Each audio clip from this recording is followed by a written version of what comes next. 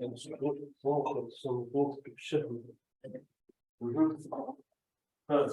continue our meeting by a talk by Fredric Ancel, isotopy, semi-isotopies, and thickenings of wild knots and rings. Please, you have half an hour. No, 1 hour. 1 hour. You have 1 hour. Сейчас. Okay. Sergey Medvedev. Yeah, I understand. But who is joined this training? Fredric Ancel. Oh, Я фамилии ее нету. so maybe I can. So can you hear me? Yes. Okay, this is Fredric Ancel. I left my name off by accident, but I want to thank Sergey for inviting me to speak, and I wanted to congratulate Professor Chernavsky on his birthday. I think I met Professor Chernavsky once, possibly in Paris, in the company of Larry Siebenman. But he had a great influence on me when I was a student. I was a student in Madison, Wisconsin in the late 60s and early 70s. And it was a marvelous time to be a graduate student in geometric topology. And because the results were magical, and the people who were performing them, is this the right word? Yes. Were magicians. Okay, good. And they, for example, pulled rabbits out of hats, structures out of thin air. And I'm thinking there were a lot of people involved in this. Bing was my advisor at the time. Here are some others, and in particular, Chernavsky. And I remember all the papers that I read of his at that time, and I think I omitted one, but here are the ones I remember.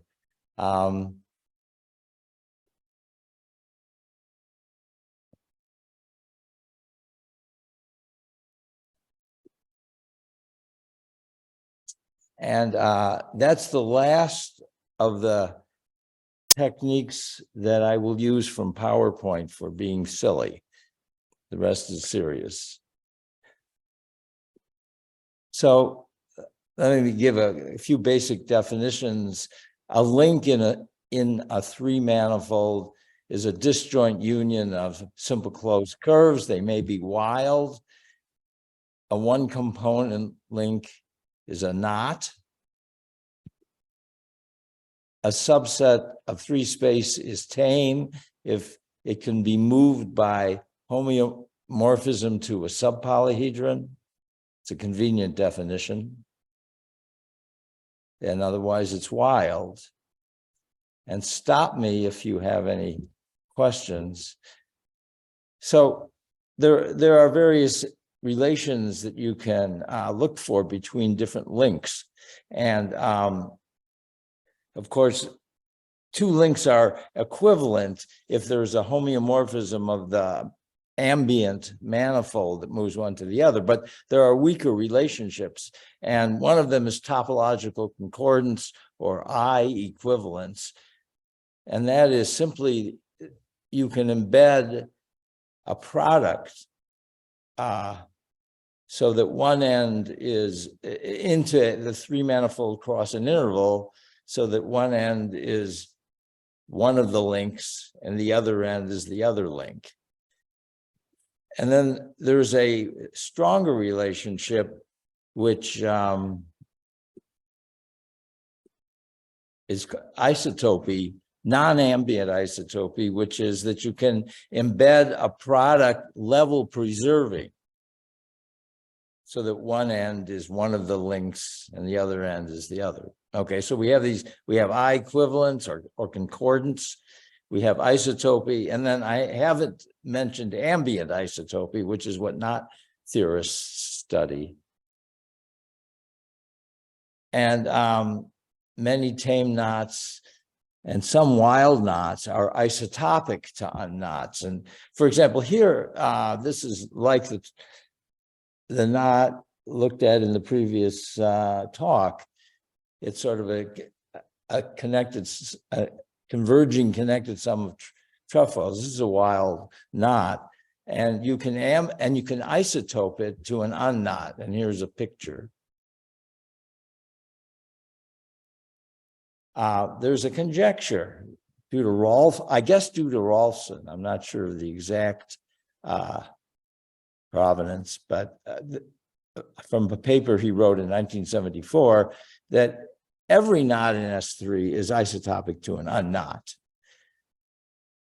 And it's not known whether this is true, but there's a prime candidate for a counterexample, which is the so-called Bing sling. And it's constructed as an intersection of solid tori, where the curve in red is the core of the second solid torus inside of the first one. And it's constructed in there in the same fashion that a Fox-Artin arc is constructed. And then you can see the third solid torus inside the second part of it is right there. And it's not known whether the Bing sling is isotopic to an unknot. Although I think the prevailing opinion is that there is no isotopy, but we can't prove that.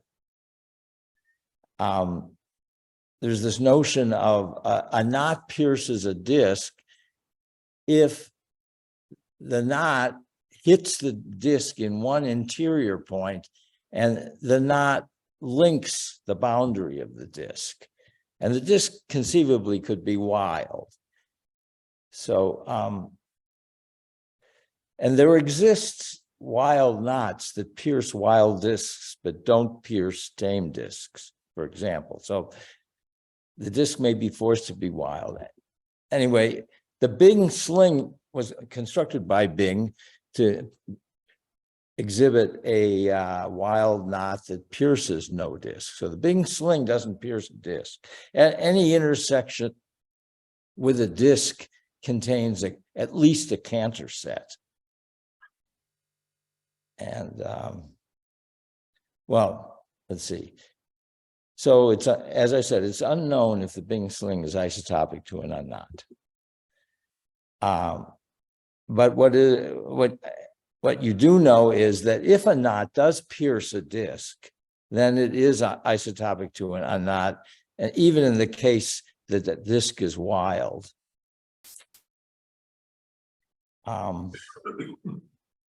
The converse is not true.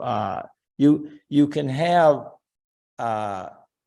knots that don't pierce disks, but are still isotopic to unknots. There's some knots called the Brin slings that have this property. They don't pierce any disks, but they can be isotope to unknots. Okay. So now I want to introduce a third. But can you ask, pierce a disk, it means that we have a disk with only one intersection point of the knot. What does it mean, pierce a disk? I'm sorry, let me go back. Say this again. I had trouble understanding you. But can you please repeat the definition of pierces a disk? Yeah, okay, it's up at the top of this slide. Let's see.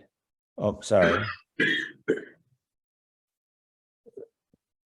So up here, a knot pierces a disk if it hits the disk in an interior point of the disk, and the knot links the boundary of the disk.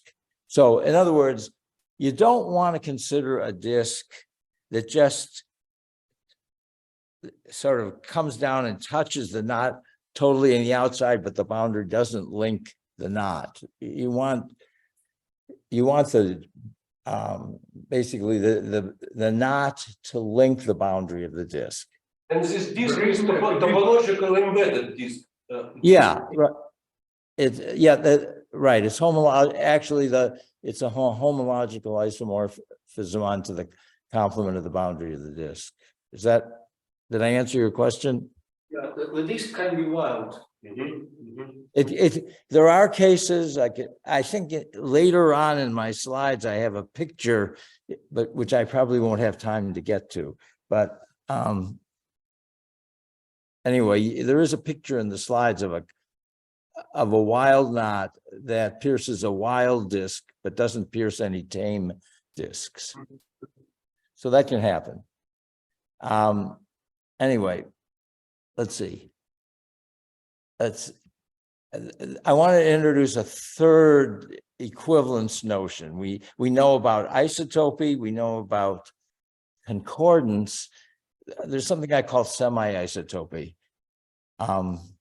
And it's a little technical. So the idea is a link is semi-isotopic to another link if there's an annulus joining the two links, and there's a level preserving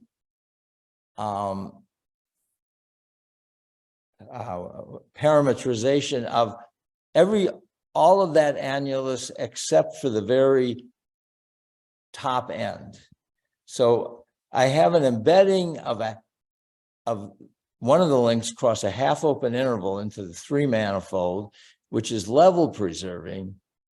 And if I take the image of that half open annulus and add to it the top end, the link L cross 1 at the top end, I get an annulus. Or not, well, since the link may have several components, I'll get a disjoint union of annula.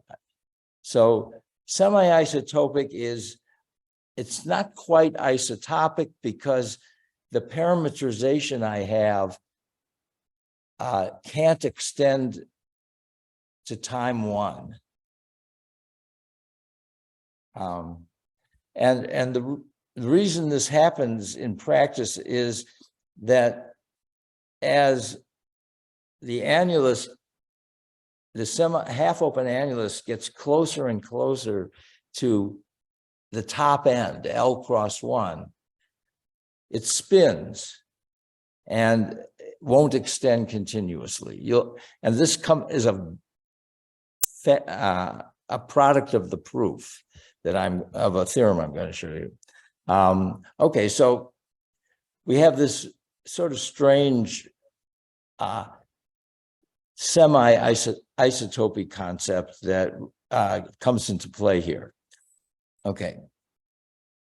Another concept I need is that of a thickening. So a thickening of a wild link is a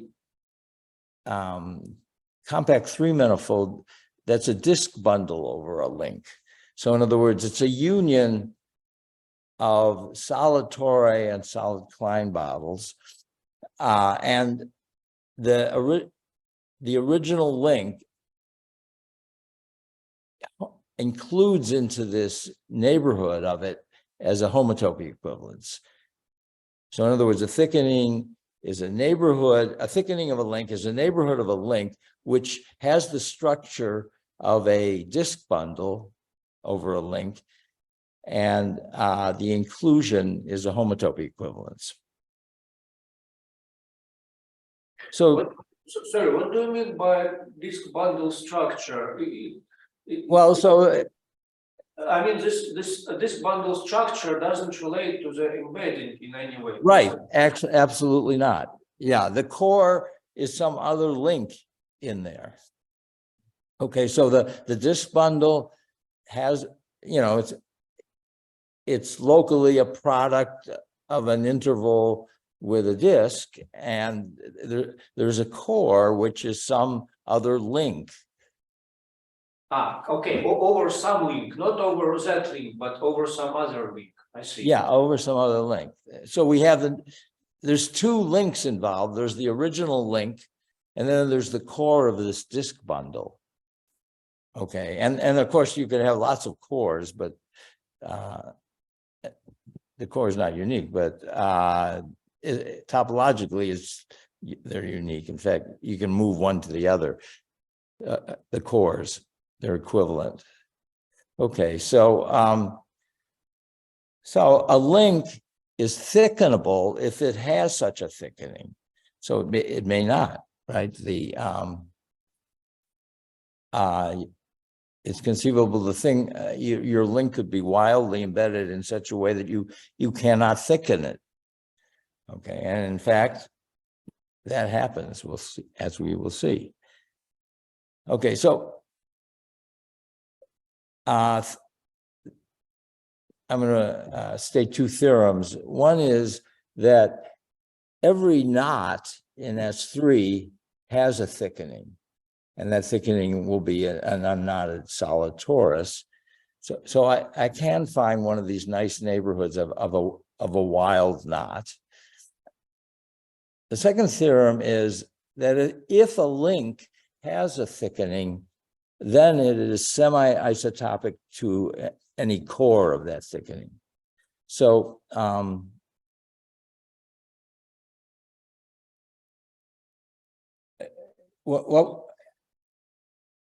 let's see. So the second theorem is a more general result. And I'm going to sketch proofs of both of these theorems. And the interesting corollary then is that if you have a knot in S3, it's semi-isotopic to an unknot, because by theorem 1, that knot has a thickening, and by theorem 2, the knot is then semi-isotopic to the core of the thickening. Okay.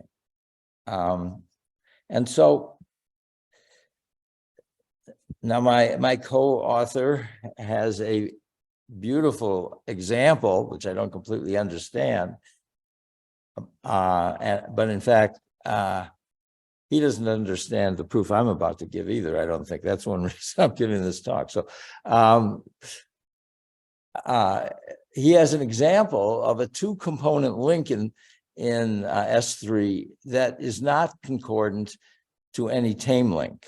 Well, concordance, remember, simply means that you can embed a sort of an annulus or a link cross interval in S3 cross an interval, so that one end is your given link and the other end is something else. And in this case, you can't get to it. Melikov's example is this two-component link that is not concordant to a tame link. Well, that means, according to theorem 2, that Melikov's link, I'm going to call this the Melikov link. The Melikov link can't be thickened, because theorem 2 would tell us that if it could be thickened, then the Melikov link would be semi-isotopic to the core of that thickening, and that would be a tame link. The core of the thickenings are tame.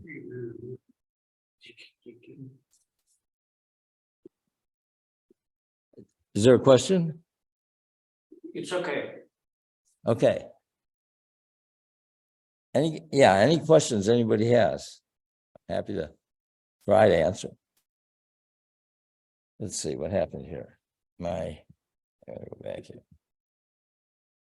Okay, so remember theorem 1 says that. Sorry, can I have previous slide? The definition. Yeah. Okay.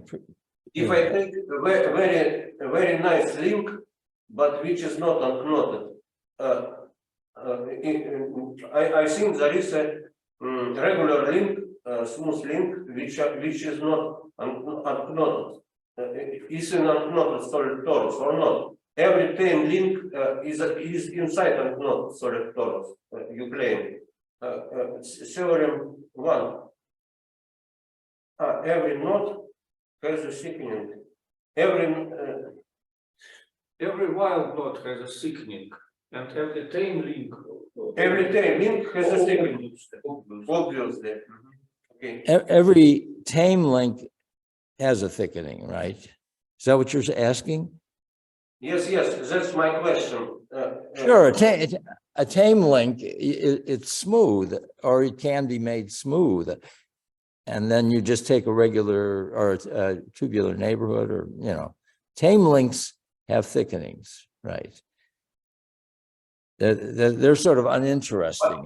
This core of T is not the standard. It can be linked itself. Tame link inside is a regular neighborhood, but this regular neighborhood is not the standard one. Yes, because the standard one cannot exist. Would be not exist. Okay, I'm really I'm having trouble here. Обычный линк не может быть, вот в смысле этого определения не может быть стандартным окрестность вложен. Он обязательно заузленно, да, там, или бывает. Я не понял, вы про ручной? Да, ручной. Но с ручными все тривиально, у них есть. Нет, ну я спрашиваю, вот эта окрестность, которая регулярная, она должна быть стандартная или не должна? Она не должна быть стандартная, она просто должна быть регулярная. Ну, в принципе, да, это может быть сердцевина, может быть другим зацеплением. Да. Вот это другое зацепление должно быть хорошее, не должно быть. Оно такое получится. Okay, so Akhmetov is asking is, does the core have to be a tame link? Yes, a core will be tame. Because it's, it's locally, it has a product neighborhood with a disk. It's the core is, it's the core of a disk bundle structure. So locally, it looks like interval cross disk. And that makes it tame. It's locally flat, or locally, locally. Thank you. Okay? Yeah, thank you. Yeah. All right. Sorry about my communication skills. I can't hear well and I don't understand Russian. So I'm at a disadvantage, and thank you for tolerating it.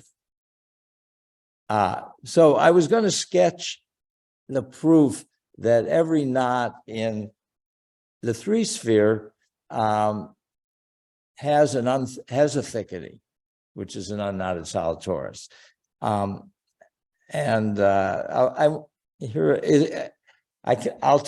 take the knot and I'll assume it misses the point at infinity. And I'll decompose the knot into two arcs, J1 and J2, that meet in 2 points, P and Q. And then I'll find a plane that intersects these simple closed curves in a zero-dimensional set. In other words, I just have to make sure that that intersection contains no arcs. Well, if I vary the plane V, I will have uncountably many intersections with the simple closed curve. Only countably many of those can contain arcs. And so there's going to be one that has a zero-dimensional intersection with J, the simple closed curve.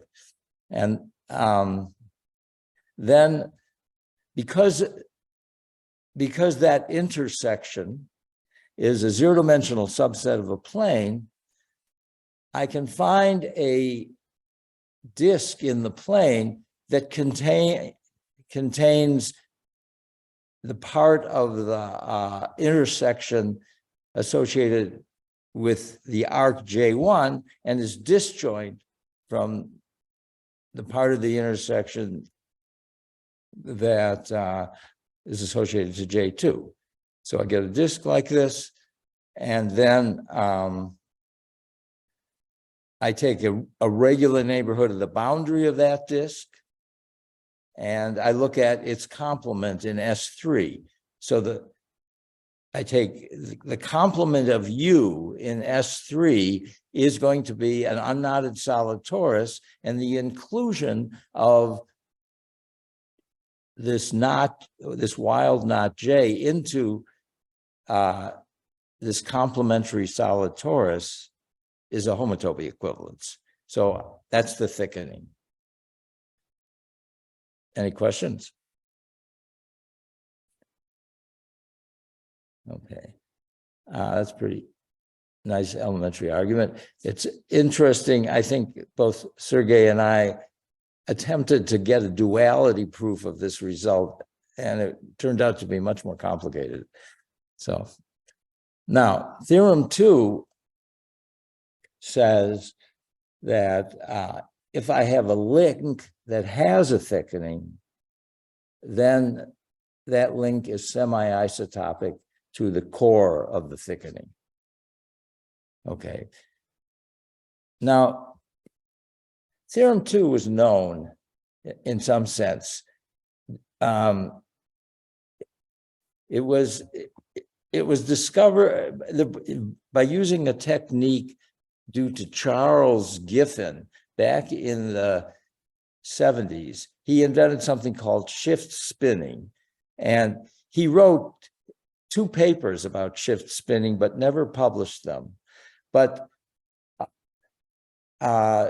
shift spinning became known to topologists because it was related to a very important result that was discovered about the time that Giffen came up with this idea.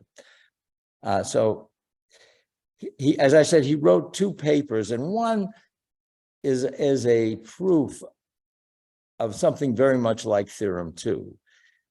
Although it's not clear that exactly what he proved, whether he proved it for wild links, but it wouldn't really be interesting otherwise. And so anyway, his proof is a little vague, but the other paper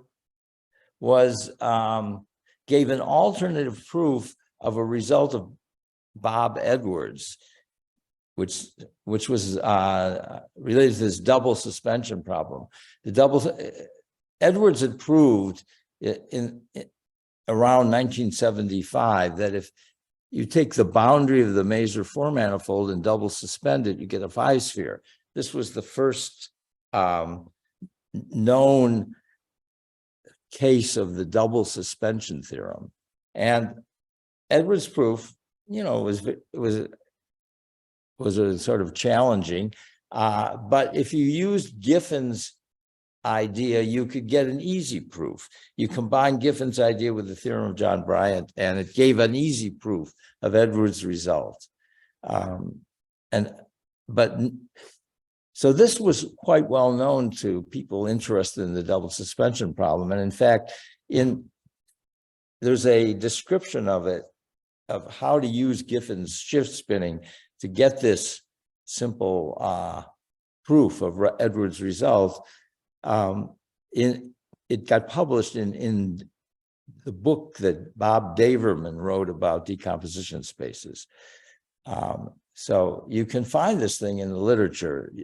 Giffen's original papers weren't published, although after some work, we were able to get copies of them. But anyway, as I said, this was the first known case of the double suspension theorem.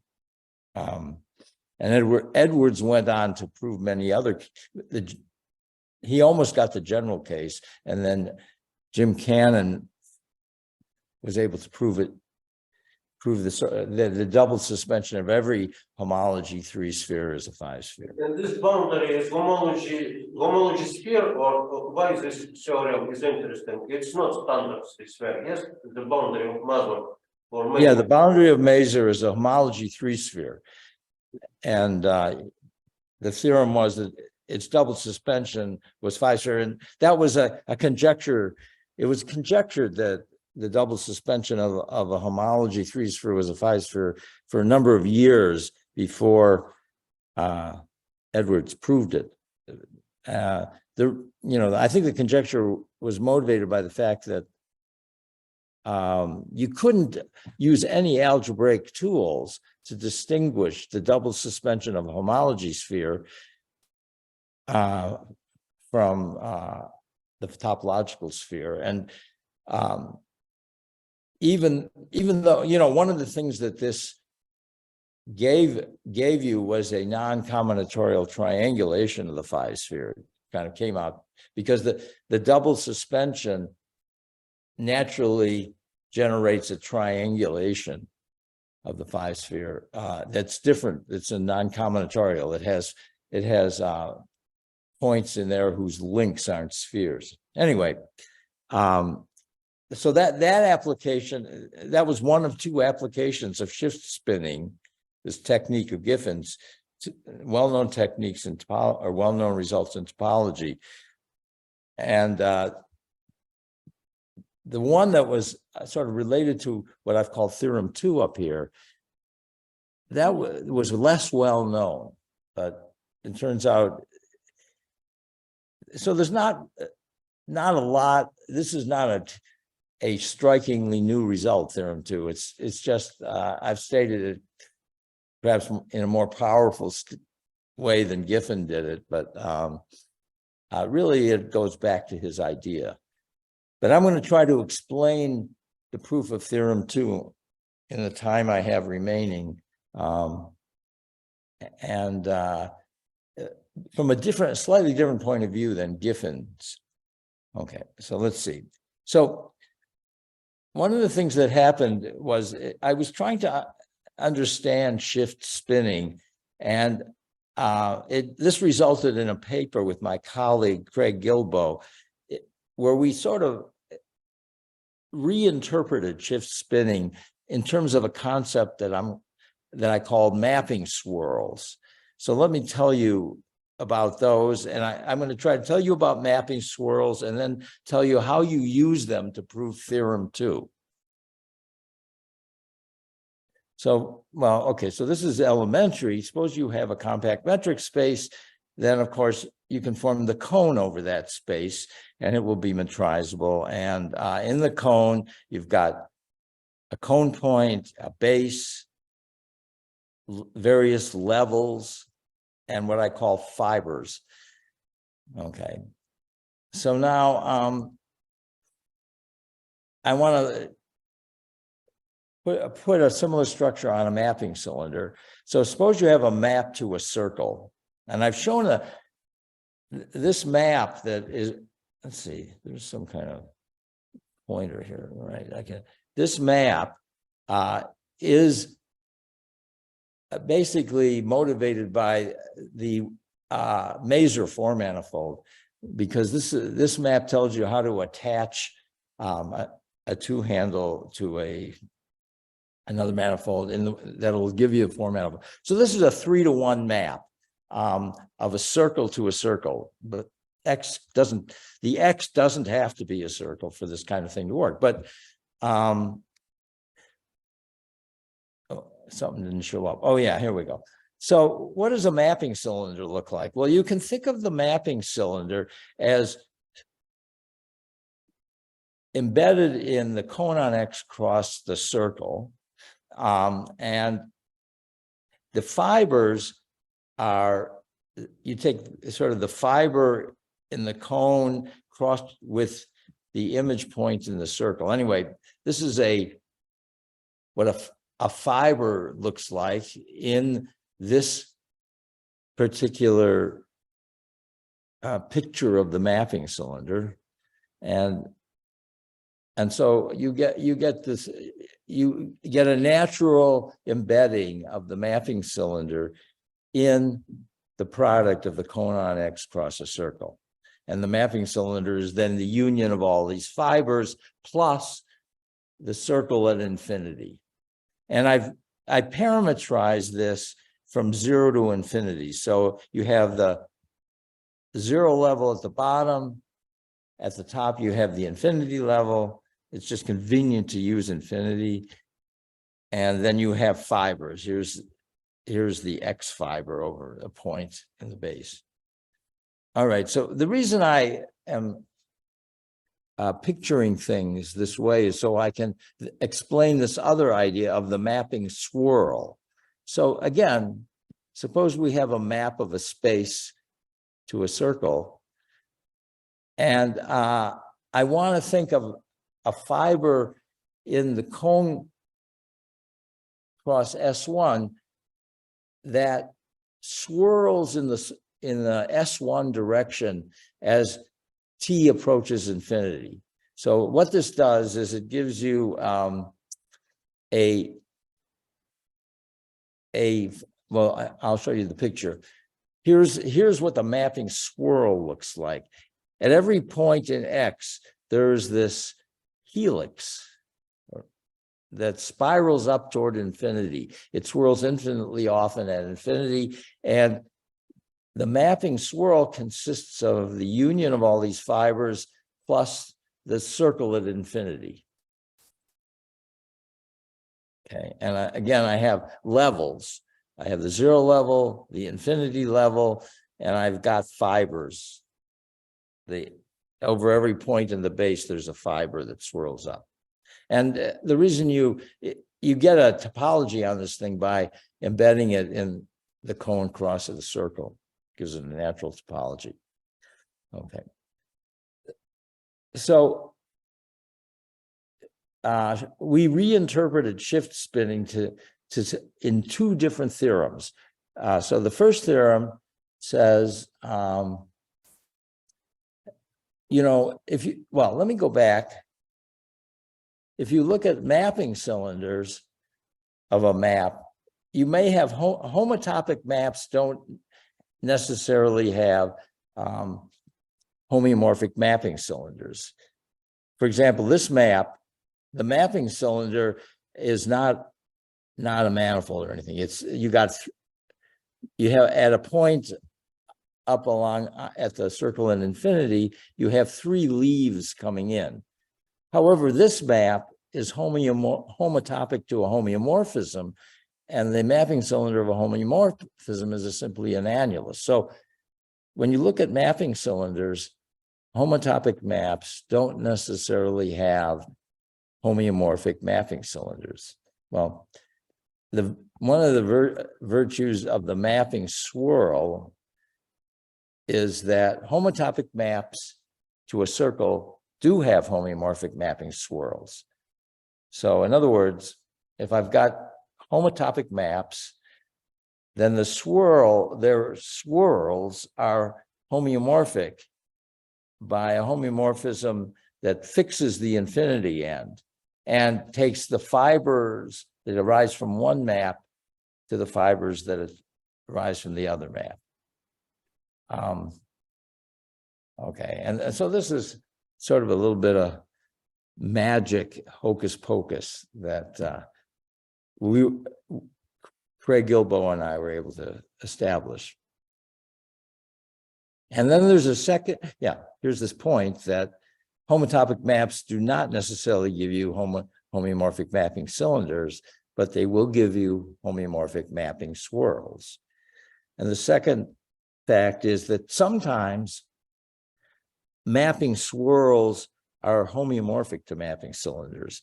And that's what this says. It says that suppose I have a compact metric space and a map to a circle. I'm sorry, is there a question? No. And there's an action of the real line on a flow on X so that the action of the flow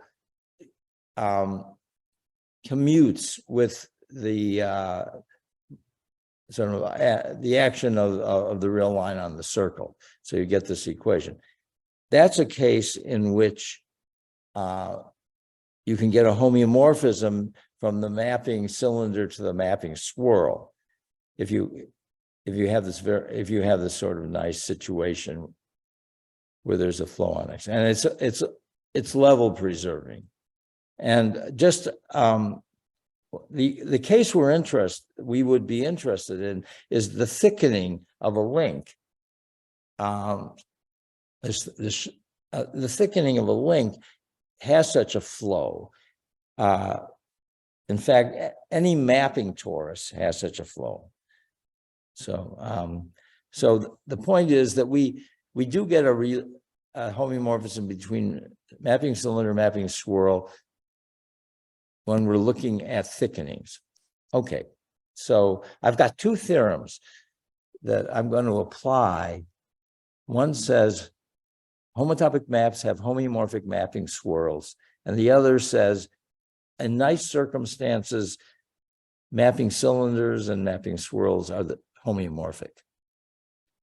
Okay, so now in the remaining time, I want to sketch theorem 2, which says that if I have a link that has a thickening, then the link is semi-isotopic to a core of the thickening. Okay. So if we, unfortunately, I didn't draw any good pictures for this. I just have a big diagram, you'll see. But suppose I have a thickening. So my link is K and J is a core. So if I have this thickening, there's this disk bundle projection to this core.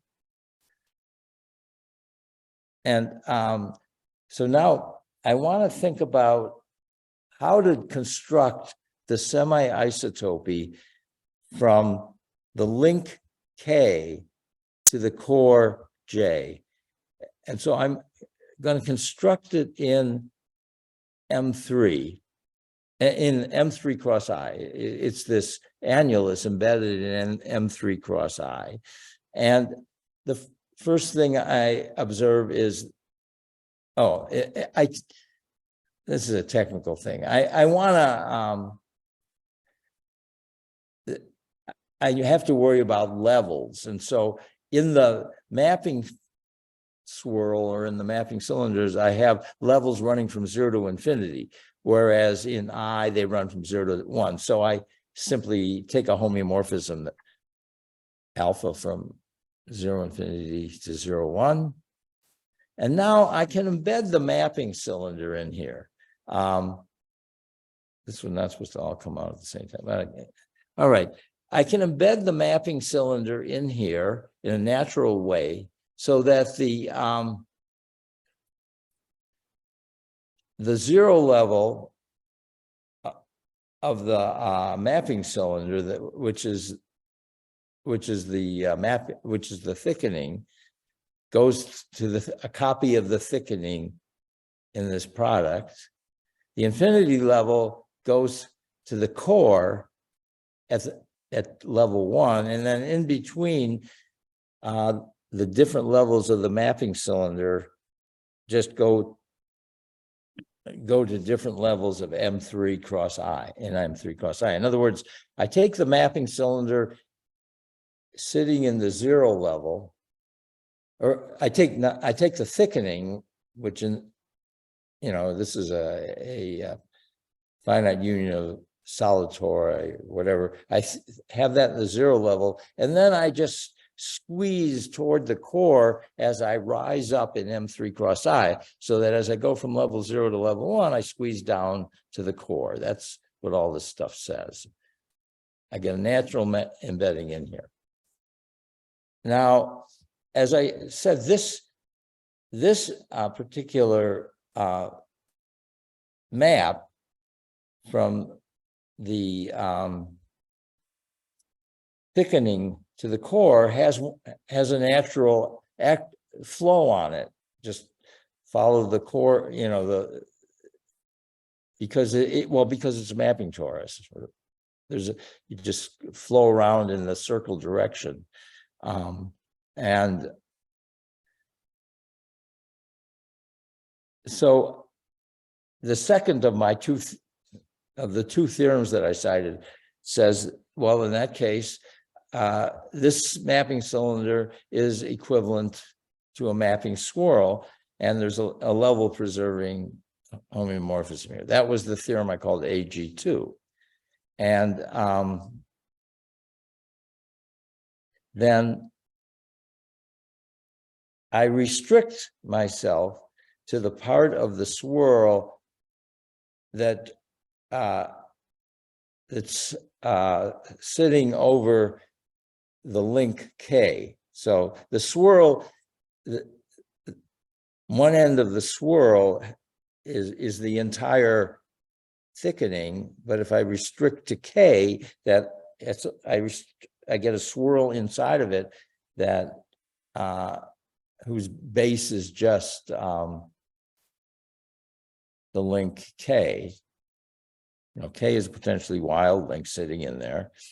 And what I'm going to claim now is that this thing is an annulus that runs between K and the core J of the thickening.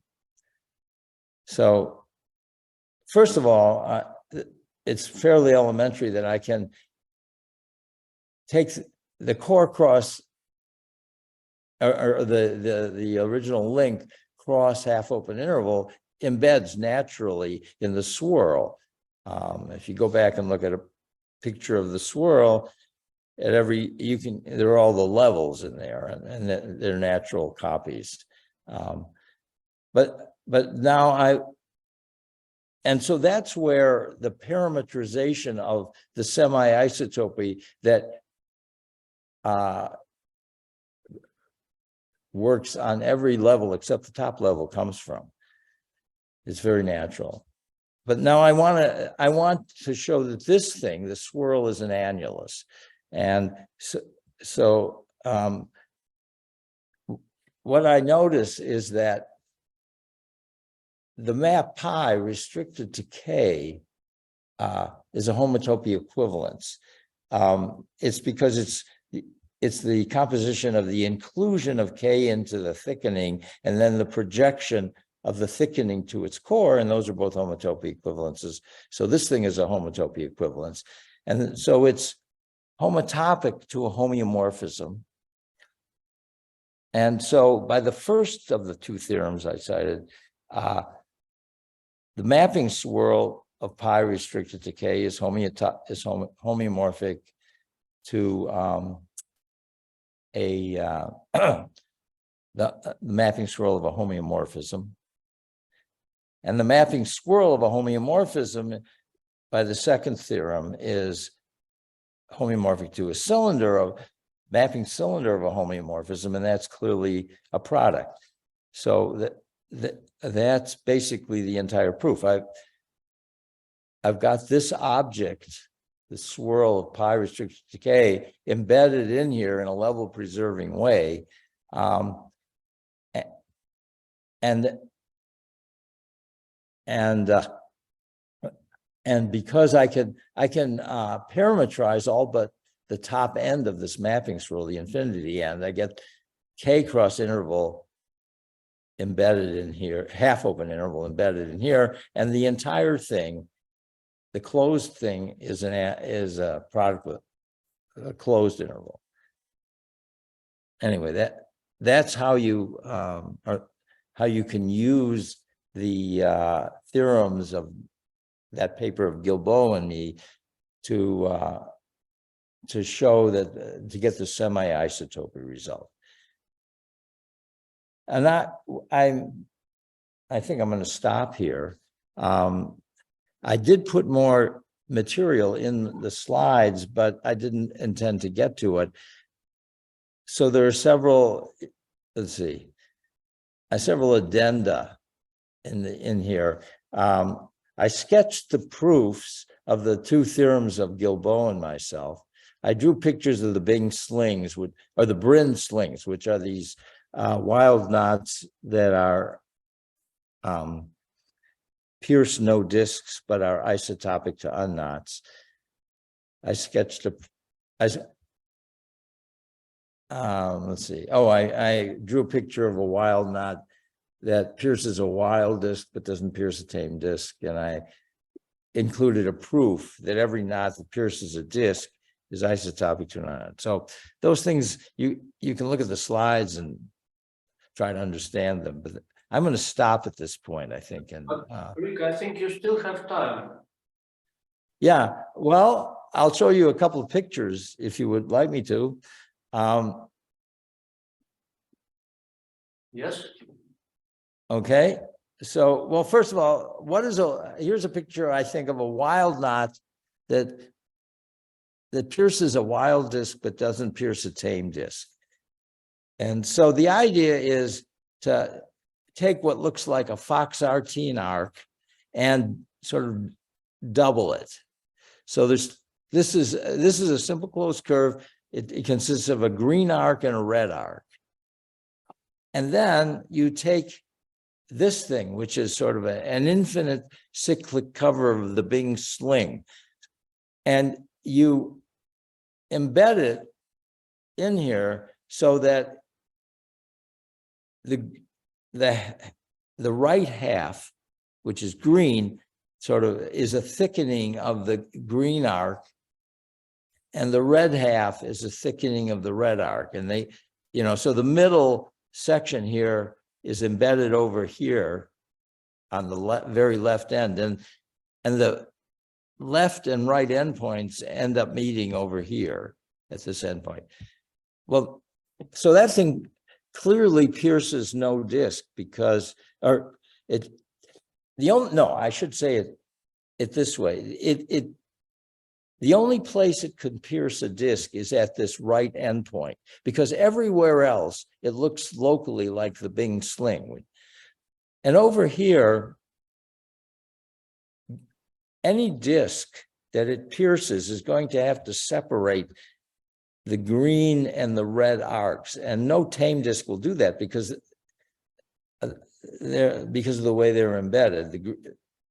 But there is a wild disc that will separate the green and the red arcs, and you can see it in the lower picture. It's this cone, the image of this cone under the embedding. The image of this cone under the embedding follows the green arc and gets down there, and it separates, it locally separates the two arcs. So here's a picture. Here's a wild knot. It pierces a wild disc, but no tame disc. Although that requires proof, but so there's that. Let's see. Well, here I very briefly sketched a proof of this proposition that a knot that pierces a disc is isotopic to an unknot. Now, back in the beginning of the talk, I showed you this sequence of pictures that are the basic idea behind this. Let me go back to that.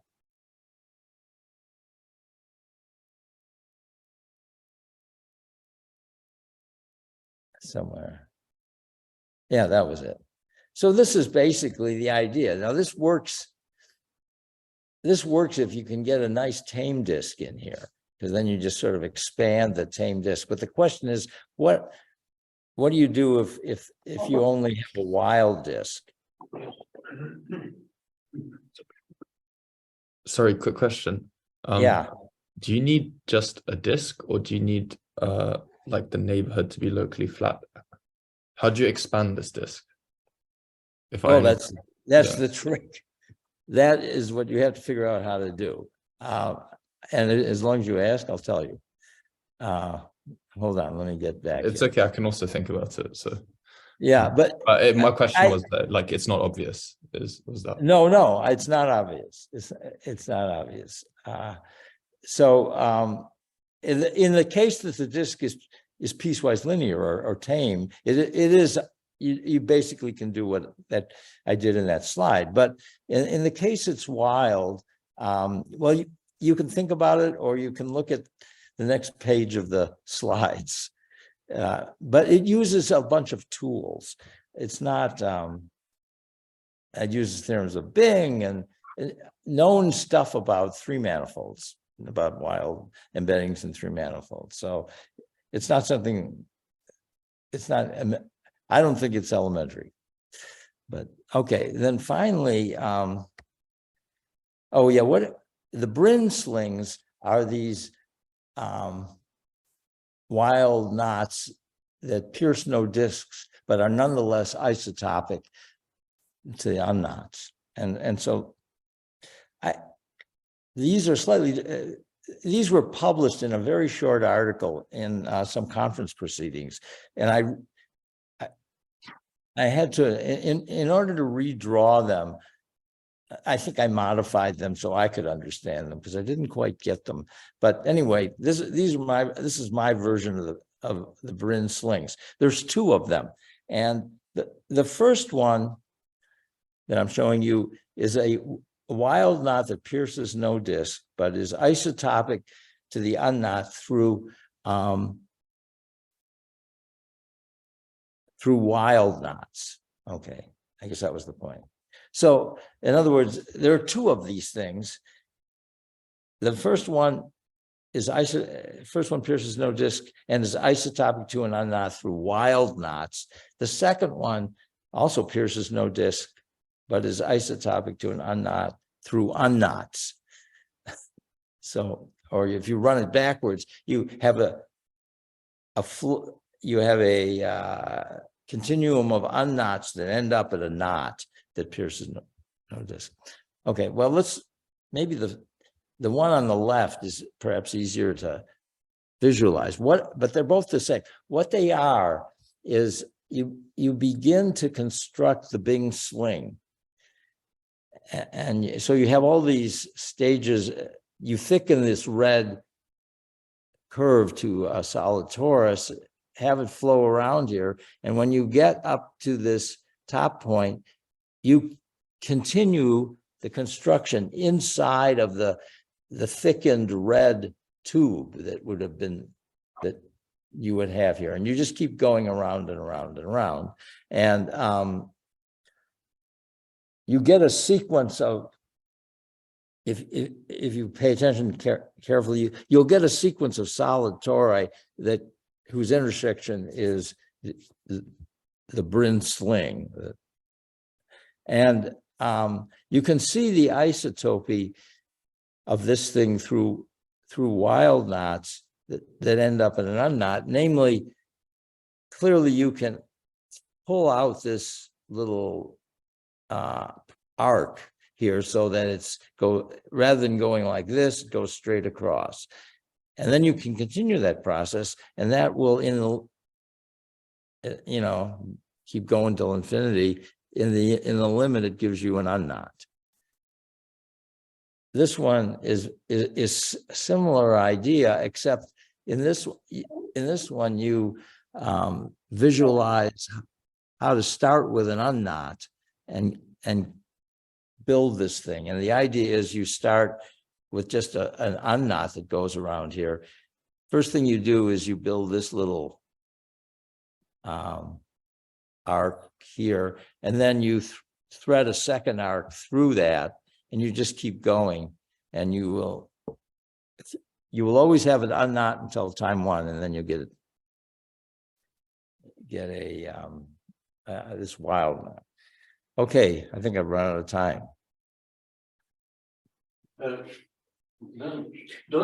you have the unknot on the left hand side? Well, only in the limit. I mean, see, at every say if you pull out this arc, straighten it out, the rest of it is essentially locally the Bing sling. Okay. Yeah. Okay, I see. So, as I said, if you look in Brin's paper, the pictures are slightly different, but I just drew something I could understand. can I ask a question probably to Sergey because he understands me better? Algebraically, what are different between left and right? Geometrically, I see the shape are different, but are there some other invariant like quasi-isotopy invariant which distinguish these two pairs, or this is just geometrical arguments? I don't know, I will think about your question. You will? I will think about it, Uh-huh. I cannot say, I cannot say. Okay, well, thank you very much for the opportunity to speak, and I'll be happy to. Thank you very much for your talk. Are there any other questions? Or maybe for in Zoom, there are some questions. Yeah, I had a question if that's okay. If Yeah. you- There's have you seen, so there's been constructed an example of a sphere that's everywhere wild using this like bolt holes. If you just take a section of this, like you take a section where you cut each bolt hole in half, you also get a knot that pierces no disk and is isotopic to the unknot. I was wondering whether you've seen this before and whether you've seen this and there's any differences between your examples and this particular example, either algebraic or geometric again. Well, you know, I hadn't ever thought about that other big construction in terms of this, but I think they're very similar looking, aren't they? The bolt hole thing looks something like this, although, you know, I'm not sure. Let's see, I'd have to look at it carefully, but you might, I'm not sure what the connection is, but you know, there are obviously going to be variations on this that have the same kinds of properties. And, you know, in Bing's paper, does he mention this fact that you get this curve that's isotopic, that pierces no disk, but is isotopic to an unknot? I think it wasn't in Bing's paper, but I actually, perhaps Sergey knows this because I got this example through reading one of his papers. And I think it wasn't Bing, it was somebody else. But he referred to just taking a section of this this sphere. Why do you think, so aren't you speaking of this same green sling? Do you mean something, some other example, not this one, which is on the slide? So my question was, there is this example, and then there is an example where you take a section of this everywhere wild sphere. I don't remember off by heart, like who exactly this example is attributed to, but my question was, yes, is this exactly the same example or is it different? And if so, if it's different, how can you tell? So is the second example the fox art in wild dark, or what? No. There's the Bing sphere that's wild everywhere. If I take a section of it, I intersect it with some two-dimensional plane, then this is a knot that pierces no disk, but is also isotopic to the unknot. I understand why it is isotopic to the unknot, but why doesn't it pierce? Well, we choose a plane such that in the construction, it will intersect all the bolt holes and cut them in half.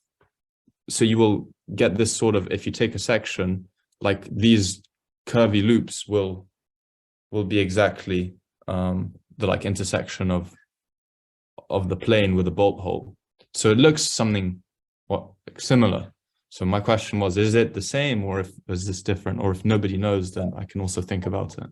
I have a feeling, you know, I'm thinking it's very close to like this curve on the left-hand side. Just you know, I don't have the picture in front of me, but the way I mean, you can imagine that there's a bolt, what you call a bolt hole right here, you know, on the, I don't know if it's pointers.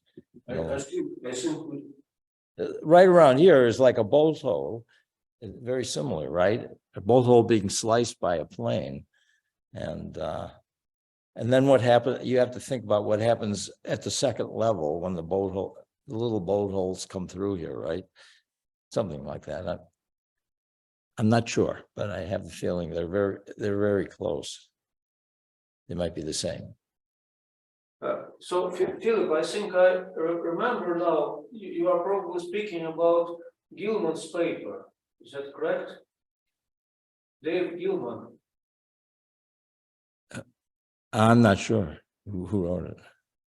Okay.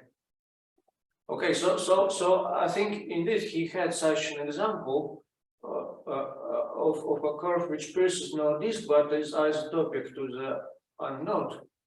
But it was not so well. So these examples on this slide, they are locally like the being sleek, and Gilman's example it could be different from it could be locally different from the being sleek. Who what's the name again?